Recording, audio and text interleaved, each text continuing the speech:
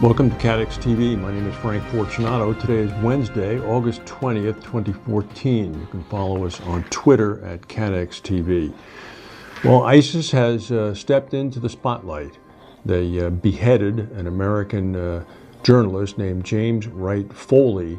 The video was released yesterday. He had been missing since his abduction in Syria in November of 2012. ISIS claimed that the murder was retribution for American airstrikes in northern Iraq. Mr. Foley made a pre-set set of remarks indicating that his death was the responsibility of the United States, at which point the masked ISIS member took a large knife and cut his head off. There is another American hostage, also a journalist, who was there. It is threatened by ISIS that he too will be killed unless the American airstrikes end. This is a very slow news cycle.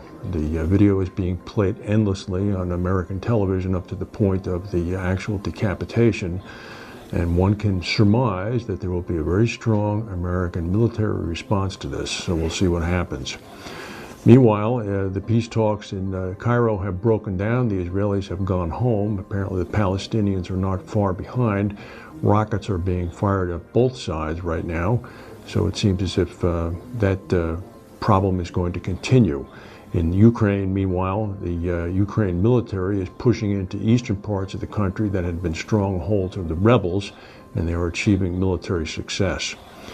Meanwhile, back in our world, in reinsurance, the insurance rating agency AM Best has finally joined with Fitch, Standard & Poor's, and Moodys, and has revised its outlook for the reinsurance sector to negative.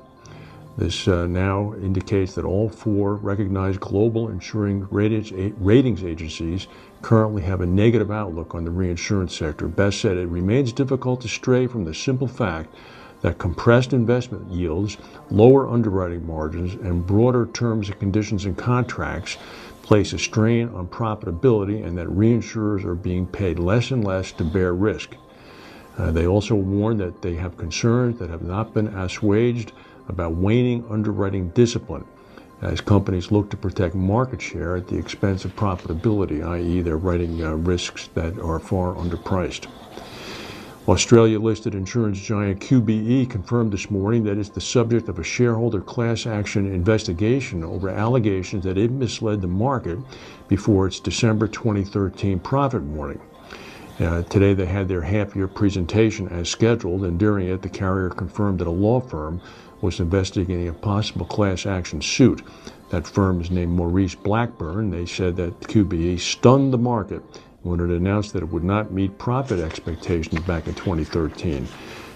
Blackburn said only 4 months before, in their half-year report in August of 2013, market expectations were upheld of a profit in excess of $1 billion for 2013. In fact, according to the law firm, QBE was expecting to incur significant write-downs and posted a loss of about $150 million. This, of course, prompted ratings changes by the rating agencies, which dropped the stock precipitously, wiping out a lot of shareholder value. QBE said in response that they'd rigorously complied with continuous disclosure obligations at all times. Meanwhile, in that half-year report today, the group's CEO, John Neal, announced that QBE's profits dipped in the first half down to $392 million compared with $477 million in the first half last year.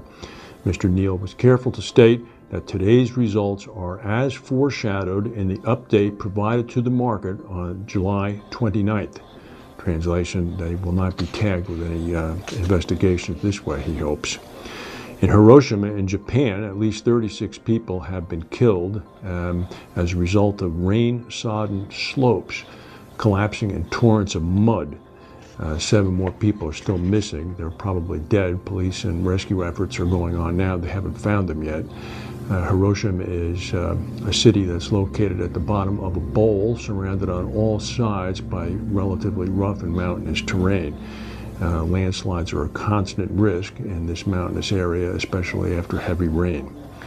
Iceland has warned that the risk of an eruption at one of its largest volcanoes, 4 years after millions of air travelers were grounded by a huge ash cloud from another volcano. The country has experienced over 3,000 earthquakes in the area near the Bardabunga volcano, They have raised its alert status up to orange, the second most serious, signaling heightened risk of eruption. Last time this occurred, most transatlantic flights were canceled for a number of days, if not weeks, as carriers were forced, if they flew at all, to fly a very circuitous route to avoid the volcanic ash cloud, which reached as high as 40,000 feet.